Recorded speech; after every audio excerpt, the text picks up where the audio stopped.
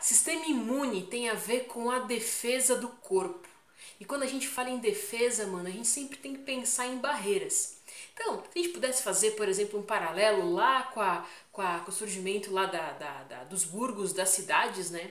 Então, quando as cidades começaram a surgir lá na Idade Média, a galera começou a cercar a cidade, tá ligado? Com muros e colocar fortalezas ali e tal, pra proteger aquela cidade, aquele burgo, né? E construir barreiras para combater um inimigo que porventura pudesse entrar e invadir. Então, quando a gente fala em sistema imune, em defesa, a gente tem que pensar em barreiras. E o nosso corpo, cara, tem algumas barreiras. A gente pode listar 3 tipos de barreiras. A barreira física. E quando eu penso em barreira física, cara, eu não consigo associar a barreira física da pele. A pele é uma baita de uma barreira física que impede que, mano, corpos estranhos, antígenos, gente do mal, tá ligado? Entre pra dentro do nosso corpo. Outro tipo de barreira física são as mucosas. A mucosa é aquele epitélio que está revestindo órgãos cavitários, por exemplo, ou estruturas como a nossa boca, né? E ali as mucosas têm um grande papel de uma barreira física. Outra barreira, cara, que existe aí é a barreira química. A barreira química são substâncias químicas que vão ajudar a impedir a entrada de substâncias estranhas. Por exemplo, o ácido clorídrico no nosso estômago, que é super ácido, pH baixíssimo, que vai evitar a proliferação de bactérias ali.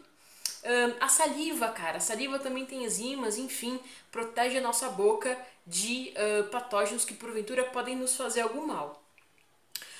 A lágrima, cara, nossa, a lágrima ela tem substâncias proteolíticas, por exemplo, que vão ajudar a impedir que algum corpo estranho entre para o interior do corpo através dos nossos olhos, certo? Mano, outro tipo de barreira que a gente tem é a barreira humoral. Quando a gente faz alusão a uma parada que é humoral, cara, tem a ver com o sangue, certo? E a origem desse termo é lá do grego, lá da antiguidade, no momento em que a galera achava que a oscilação do humor das pessoas estavam relacionadas com as características do sangue. Então, tipo, se a pessoa estava de mau humor, o sangue dela estava ruim. Se a pessoa estava de bom humor, o sangue dela estava jóia, beleza? Então, por isso, a origem do termo. Então, a defesa humoral está relacionada com o sangue. E você bem sabe que lá no nosso sangue existem elementos figurados responsáveis pela defesa, que são os leucócitos, ou glóbulos brancos, certo? Mano, leucócito ou glóbulo branco é um termo um pouco genérico, certo? Então a gente vai destrinchar um pouco quem são esses leucócitos para entendermos bem qual que é o papel de cada um, certo? Uma coisa que é importante é que eu acho difícil cair, mano, numa prova aí que você vai fazer, uma pergunta do tipo, qual é o leucócito X, certo? Acho que não vai ter uma parada assim. Mas é muito importante a gente saber quem são os leucócitos, os tipos, as suas respectivas funções, para a gente entender o mecanismo da defesa no nosso corpo. Vou discutir com vocês 5 tipos de leucócitos que vale a nossa atenção, cara. Desses 5 tipos, a gente pode separá-los em 2 grupos. Os leucócitos que são granulócitos e os agranulócitos. O termo granulócito, cara, se dá em virtude da presença de grânulos ali espalhados no citoplasma. Esses grânulos são substâncias de origem proteica que, quando se faz uma lâmina para observar no microscópio, se pinga um corante especial, esses grânulos reagem com o corante, então é possível observá-los na microscopia. E, naturalmente, os agranulócitos, né, pelo prefixo de negação A, são aqueles leucócitos que não têm esses grânulos. Dentro dos granulócitos, a gente tem 3 leucócitos que a gente vai conversar sobre eles agora. O primeiro dele é o basófilo, cara. O basófilo é um leucócito, uma célula cujo núcleo é irregular. E o basófilo, mano, tá relacionado com a sua função, né? Tá relacionada com processos alergênicos. Então, o basófilo vai desencadear um processo alérgico, especialmente na localidade em que um patógeno, uma substância estranha, entrou. sobretudo via vasodilatação e anticoagulação, porque ele acaba liberando, por exemplo, substâncias como a histamina e a heparina, certo? Cara, esse processo é fundamental para o combate do patógeno que entrou ali, certo? A vasodilatação e a anticoagulação permite que células mais combativas, que vão atuar na linha de frente do combate a esse invasor, cheguem rapidamente com bastante eficiência àquela localidade onde foi detectada a invasão. Por quê? Porque quando acontece a vasodilatação, cara, as células do epitélio do vaso ficam um pouco mais separadinhas. E esse vãozinho que se abriu ali é excelente para essas células de defesa vararem ali o epitélio e chegar rapidamente ao local da infecção. A outra célula, outro leucócito, cara, é o eosinófilo. O eosinófilo, cara, é uma célula cujo núcleo ele é bilobado e ele também tem a ver com o processo alergênico e tal, mas a função fundamental dele é combater patógenos grandes. E quando eu digo grandes, eu digo macroscópicos mesmo. Por exemplo, como uma lombriga, né, um verme aí. Os eosinófilos chegam e são ali combativos nesse tipo de organismo.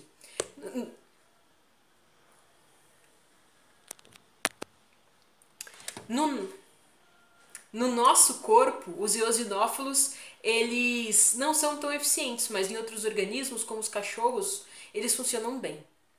O outro granulócito que a gente tem é o neutrófilo.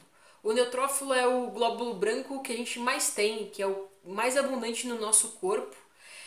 Tem um núcleo trilobado e ele, mano, tá relacionado com a fagocitose de substâncias estranhas, né? Mas uma fagocitose não direcional. O que significa? Que ele vai fagocitar, que ele vai ali destruir uma substância estranha, um corpo estranho, sem a necessidade de uma sinalização química.